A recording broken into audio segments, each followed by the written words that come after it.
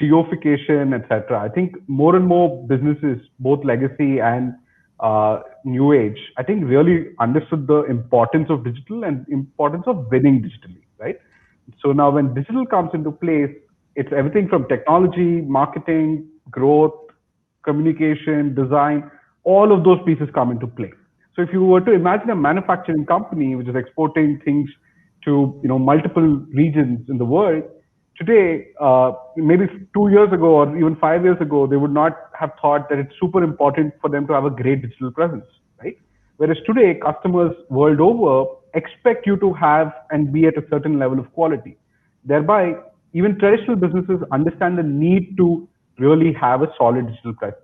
I think that's one thing that's changing by virtue of customer behavior in itself, right? I think, if I'm not wrong, one of the surveys said, I think, good 60 to 70% of B2B buyers research a company online before they go on and make a purchase or even make an inquiry in the first place.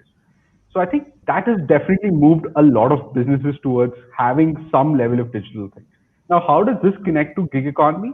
It connects to gig economy because a lot of the digital skills that are necessary to really win are unfortunately in a lot of traditional companies and industries not core to their business, and thereby are not areas where they traditionally hired people full time, right? So that is where, like Anirban mentioned, it becomes very difficult to suddenly go hire a CMO, build it ground up completely end to end, where as opposed to hopefully bringing on a consultant, bringing on somebody who can come in, achieve that for an organization in the short term period, right? So I think that's one piece where they fundamentally didn't have the expertise in house. I think the other piece that's contributing heavily to gig economy is all sorts of bandwidth constraints, right? Across the board, you talk to any business, from a small 10-member startup all the way up to multinational companies with thousands of employees. Everybody in every talent acquisition and HR person has one pet peeve, right? That their offer to joining ratios are lower than ever, simply because there is more and more exposure on the professional side.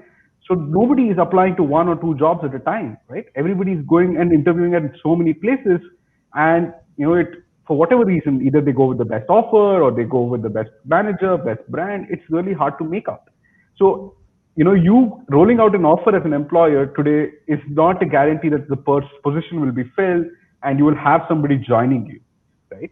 So I think that is translated into various levels of bandwidth constraints, and long hiring cycles, which has made people and companies start looking at, hey, can I bring somebody who can come in quickly as well, right? I think that has become a much bigger factor today than it was even 2 years back. Uh, so lastly, from a professional standpoint, I think it is fairly simple in my head, and what we have seen at TapChief across professionals of all realms, across categories, across various kinds of skills. I think the fundamental thing is that today professionals are definitely more daring than ever. They have been in India for sure.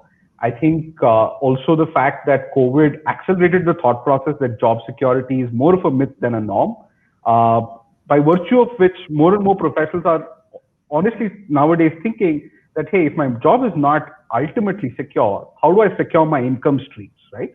So even if I have a great job, maybe shall I start teaching on weekends? Maybe shall I start creating content? Shall I, employ my skill as a developer to do something else, right? So I think while they're not moving away significantly from the core skill, but the application of that skill is definitely increasingly becoming quite varied, right?